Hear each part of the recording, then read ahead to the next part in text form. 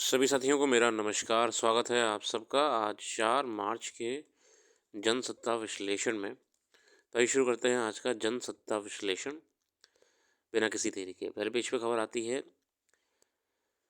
जैव विविधता के लिए प्रतिबद्धता ज़रूरी। अभी हाल ही में प्रधानमंत्री नरेंद्र मोदी गिर की यात्रा पे गए हुए थे, गिर राष्ट्रीय उद्यान। वहाँ से उन्होंने संदेश दिया कि पर्यावरण और जैव विविधता को बचाने की ज़रूरत है। इसके अलावा अगली खबर सुप्रीम कोर्ट से आती है, व्यक्ति की स्वतंत्रता को सुनिश्चित करना होगा।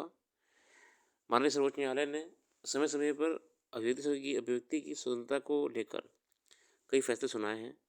सुप्रीम कोर्ट ने सोमवार गुजरात पुलिस को फटकार लगाते हुए कहा कि संविधान लागू होने के 75 साल बाद तो कम से कम पुलिस को वाक और अभिव्यक्ति की स्वतंत्रता को समझना चाहिए। इस टिप्पणी के साथ ही कोर्ट ने कांग्रेस सांसद इमरान प्रतापगढ़ी की उस याचिका पर फैसला सुरक्षित रख लिया जिसमें कथित तौर पर भड़काऊ गीत साझा करने के लिए उन पर दर्ज प्राथमिकी को रद्द करने का आग्रह किया गया है। बात यहाँ पे राजनीतिक नहीं है, बात यहाँ पे सुप्रीम कोर्ट द्वारा संविधान की जो कोर वैल्यूज़ हैं उनको बनाए रखना और स्टेट को ये निर्देश देना कि वो भी इसके बनाए रखने में सहायता करें, ये महत्वपूर्ण जाता है। आगे देखते हैं, देश के 8 राज्यों की 28 नदियों में अब 6,327 डॉल्फिन। भारत की नदियों में कुल 6,327 डॉल्फिन पाई गई हैं। ये खुलासा प्रधानमंत्री जी ने सोमवार को राष्ट्रीय वन्यजीव बोर्ड की 7वीं बैठक में जारी की गई देश की पहली नई डॉल्फिन संख्या अनुमान रपट में हुआ। प्रधानमंत्री ने गुजरात के जूनागढ़ जिले के सासण में राष्ट्रीय वन्यजीव बोर्ड को की 7वीं बैठक की अध्यक्षता की, जो विश्व वन्यजीवी दिवस के अवसर पर आयोजित की गई का वर्ल्ड वाइल्ड लाइफ डे था। एक आधिकारिक विज्ञप्ति के मुताबिक डॉल्फिन की संख्या की गणना के लिए 8 राज्यों की 28 नदियों का सर्वेक्षण किया गया। इसके तहत 8,500 किलोमीटर से अधिक क्षेत्र में अध्ययन किया गया और इस पर 3,150 मानव दिवस व्यय किए गए।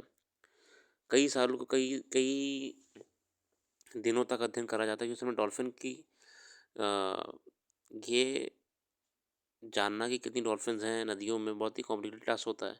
बहुत ही कम समय के लिए डॉल्फिन ऊपर आती हैं, फिर काउंटिंग भी करनी होती है, तमाम टेक्नोलॉजी का इस्तेमाल करना होता है, समय लगता है।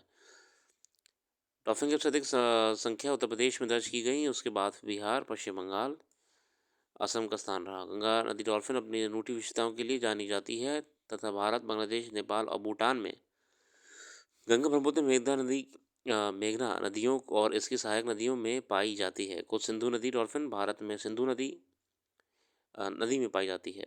आगे देखते हैं, रपट में कहा गया कि निष्कर्षों से पता चलता है कि डॉल्फिन पर्याप्त पानी की गहराई और न्यूनतम मानवीय व्यवधान वाले क्षेत्रों में पाई जाती हैं। पहली बात तो ये बहुत ही सकारात्मक खबर है कि डॉल्फिन्स को लेकर जो आंकड़े हैं वो बहुत ही अच्छे हैं। आगे बढ़ते हैं, आज के संपादकीय रहने वाले इस क्रम में बेतुके बयान, उतार पर बाजार, शुल्क थोपने से बड़ी आशंकाएं। बेतुके बयान में आते हुए पिछले कुछ समय से ऐसा लगता है कि जो नेता आम लोग के समर्थन से राजनीतिक सत्ता तंत्र में अपनी जगह बनाते हैं, वे बाद में किसी समस्या के लिए जनता को ही कटघरे में खड़ा करना शुरू कर देते हैं। आए दिन अलग अलग पार्टियों से जुड़े नेता बिना सोचे समझे ऐसे बयान देते हैं जो कई लिहाज से आपत्तिजनक होता है। पद की सत्ता का सुरक्षित घेरा मिल जाने के बाद आम लोगों की अहमियत को नकार देना और दुखी या अपमानित करने वाले बयान देना एक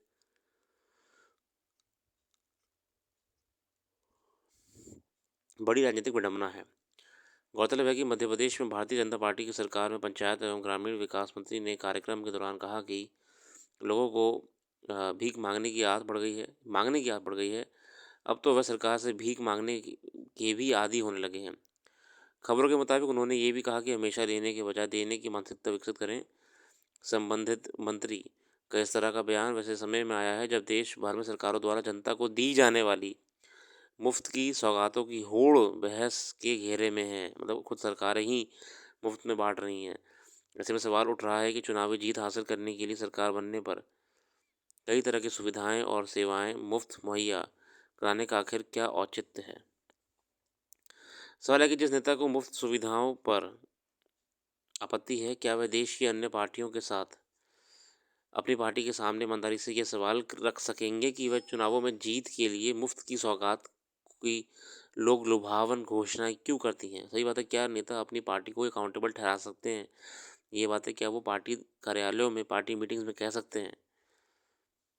और वैसे भी सरकारों ने ही ये माहौल शुरू करा था, मुफ्त की सौगात देने वाला, फ्रीबीज, कई देशों, कई प्रदेशों में, कई सरकारों ने। दुखद है। अगला अगला आर्टिकल है उतार पर बाजार। भारतीय शेयर बाजार से विदेशी निवेशक लगातार पलायन कर रहे हैं। पिछले महीने शेयर बाजार में हुई भारी गिरावट से गहरी चिंता पैदा हो गई। बीते एक महीने विदेशी पोर्टफोलियो निवेशकों यानी एफपीआई ने 34,574 करोड़ रुपए निकाल लिए। बाजार में गिरावट का ये रुख अक्टूबर से ही बना हुआ है। तब से लेकर अब तक भारतीय शेयर बाजार से करीब 1 लाख करोड़ डॉलर से अधिक की निकासी हो चुकी है।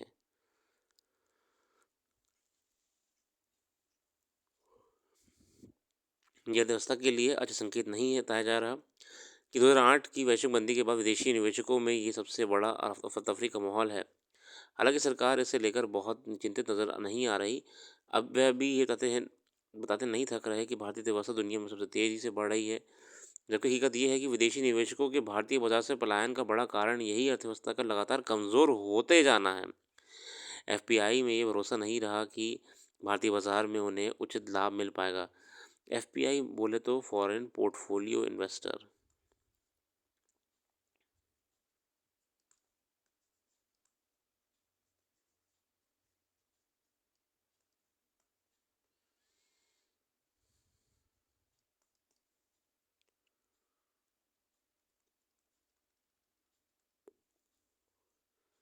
हालांकि शेयर बाजार में उतार चढ़ाव कई कोई नई बात नहीं है, पर जिस तरह लगातार ये उतार पर है वह गंभीर चिंता का विषय होना चाहिए। यह केवल एफपीआई के पलायन का मामला नहीं, प्रत्यक्ष विदेशी निवेश यानी एफडीआई भी लगातार कम हो रहा है। यानी विदेशी कंपनियां भारत में निवेश करना सुरक्षित नहीं मान रही। भारत में शुद्ध विदेशी निवेश घटकर 15.7 अरब डॉलर रह गया है। तो ये फॉरेन इन्वेस्टर्स को ये कॉन्फिडेंस नहीं आ रहा है कि भारत की अर्थव्यवस्था ग्रो कर भी पाएगी या नहीं। उन्हें भरोसा नहीं रह गया कि भारतीय बाजार कब एक सुधर पाएगा। सरकार के लिए ये इसलिए चिंता का विषय होना चाहिए कि शेयर बाजार में गिरावट और प्रत्यक्ष विदेशी निवेश में कमी अर्थव्यवस्था को एक और कमज़ोर करेगी। फिर ये इस मामला भारतीय निवेशकों से भी जुड़ा है। बाजार में उतार का असर व्यवहारिक धरातल पर साफ नजर आने लगा है। महंगाई पर काबू पाना अब भी चुनौती है। पिछले 8-9 वर्ष से लोगों की आमदनी में कोई बढ़ोतरी नहीं हुई है। बेरोजगारी कम होने का नाम नहीं ले रही। इसका ही असर है कि विनिर्माण क्षेत्र संकट के दौरान में जिस संकट से गुजर रहा है।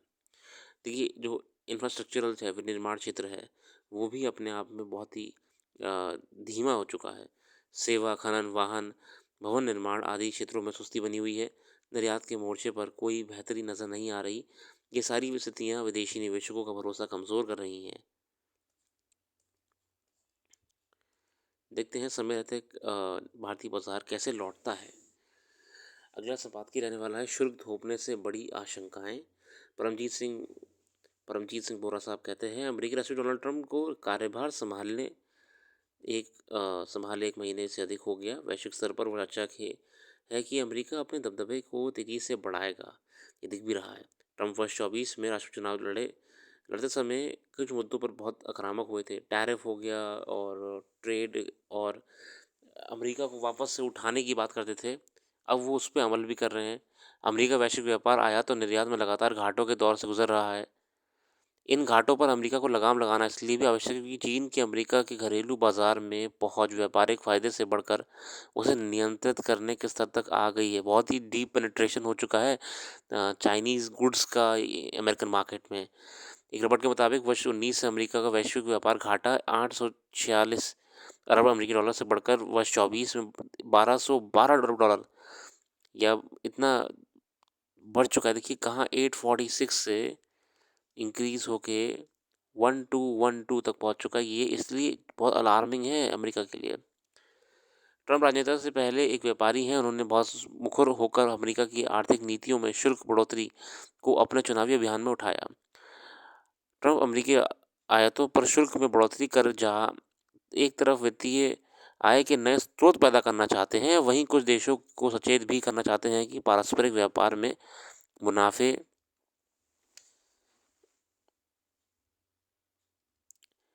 मुनाफे में है। एक रपट के मुताबिक अमेरिका का सबसे अधिक व्यापारिक घाटा चीन के साथ है। चीन से आयात कई अरब डॉलर का है, जबकि चीन को अमेरिका का निर्यात 144 अरब डॉलर का ही है। चीन के बाद दूसरे स्थान पर मेक्सिको है, जिसका स्थान अमेरिका का व्यापारिक घाटा 172 अरब डॉलर का है। तीसरे स्थान पर 123 अरब डॉलर घाटे के साथ वियतनाम है। कई देश हैं। अमेरिका को बड़ा अपने आप को संभालने की ज़रूरत है, वो कर भी रहा है, इकोनॉमिकल पॉलिसीज़ पे अपने काम कर रहा है। शुल्क को लेकर भारत के प्रति अमेरिका रुख को अगर समझने की कोशिश करें तो अमेरिका का भारत के साथ वैश्विक आयात में हिस्सा मात्र 19% है। फार्मा क्षेत्र में अमेरिका आयात 45% है, यानी फार्मा क्षेत्र के कुल अमेरिका आयात की एक तिहाई की पूर्ति फार्मा क्षेत्र में कुल अमेरिका आयात की एक तिहाई की पूर्ति भारतीय बाजार से होती है। मगर अमेरिका के कुल आयात में औषधि क्षेत्र की भागीदारी करीब 5% है। वहीं परमाणु रिएक्टर और बॉयलर्स के आयात में भारत का हिस्सा 20% है, जबकि उस क्षेत्र का अमेरिका के कुल आयात में 7% का हिस्सा है। देखना कितना इनइक्वालिटी अपने आप में अमेरिका अपनी खुद ही मार्केट में फेस कर रहा है। वस्त्र क्षेत्र में अमेरिका भारत अपनी मांग का 50% हिस्सा आयात करता है, लेकिन ये अमेरिका के कुल आयात के मात्र 1% है। इससे स्पष्ट है कि अमेरिका के मद्देनज़र वैश्विक व्यापारिक घाटे में भारत की बड़ी भूमिका नहीं है। मतलब अगर अमेरिका हमारे साथ कुछ व्यापार या ट्रेड कर भी रहा है तो उसकी पूरे ट्रेड में 1% का कंट्रीब्यूशन है या 5% का मात्र, तो उससे कोई फ़र्क नहीं पड़ रहा है। मगर भारत के मंजर ये भी सच्चाई है कि दवाइयाँ, कपड़े, परमाणु रिएक्टर, इलेक्ट्रॉनिक मशीनरी, सोना, आभूषण आदि अमेरिका को अधिकतम निर्यात होता है और इन सब का हिस्सा भारत के कुल निर्यात में तकरीबन 20% से अधिक है। अगर अमेरिका इन पर शुल्क बढ़ाता है तो यकीनन उसे इन क्षेत्रों पर बहुत मार पड़ेगी और इसका भारतीय अर्थव्यवस्था में भी असर देखा जाएगा। इस पक्ष पर फार्मा क्षेत्र के संबंध में एक बिंदु और विचारणीय है कि भारत द्वारा अमेरिका को न्यूनतम लागत पर कोई जेनेरिक दवाइयों का निर्यात किया जाता है, जो अमेरिका के लिए बड़ा लाभदायक है। लेकिन अगर अमेरिका द्वारा दवा क्षेत्र पर भी शुल्क बढ़ाया जाता है तो इससे इन दवाइयों की लागत अमेरिका के घरेलू उत्पादकों के लिए बढ़ जाएंगी, जो फ़ायदेमंद सौदा नहीं होगा। खतरा फार्मा क्षेत्र को भी यहाँ पे ज़्यादा नज़र आ रहा है भारत से। एल्यूमीनियम तथा स्टील पर भी की गई शुल्क बढ़ोतरी अचंभित करने वाली है और इसका भारत पर नकारात्मक प्रभाव पड़ेगा। इन पर ट्रंप द्वारा अपने पिछले कार्यकाल में वर्ष 18 10% शुल्क निश्चित किया गया था। इस दर को ट्रंप ने अपने इस कार्यकाल में भी बढ़ाकर 25% कर दिया है। सकारात्मक बात यह है कि शिव क्षेत्र के अंतर्गत भारत तेजी से अमेरिका को निर्यात कर रहा है। इन दिनों चर्चा है कि भारत अमेरिका चीज़ों पर आयात शुल्क कम करे, ताकि अमेरिका इस बात से प्रोत्साहित होकर भारतीय आयात पर भी शुल्क कम लगाए। इसके एवज में भारत अगर वैश्विक व्यापार में अपनी नीतियों में बदलाव करते हुए सेवा क्षेत्र से अमेरिका को होने वाले निर्यात को बढ़ाने पर अधिक ध्यान केंद्रित रहे तो ये उसके लिए तुलनात्मक रूप से मुनाफे वाला सौदा हो सकता है।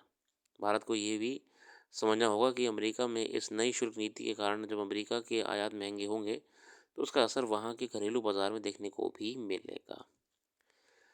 अभी तो देखिए ट्रांजिशन फेज़ है, 1 महीना ही सरकार को आए हुए हुआ है। तो विश्व में देशों को अभी बहुत कुछ देखने को मिलेगा। अमेरिका की नई आर्थिक नीतियों से कुछ खुश होंगे, कुछ नाराज़ होंगे, मगर हर कोई अपने देश को बेहतर करना चाहता है, तो अमेरिका भी वही कर रहा है। आगे बढ़ते हैं, आगे से विश्व की खबर दिखनी रही है। फिर भी वार का ध्यान आप पूरा करिएगा। हम आज के लिए रखते हैं। अपना कीमती समय देने के लिए बहुत बहुत धन्यवाद। कल फिर आएंगे नई वीडियो के साथ। Thank you, thanks for watching.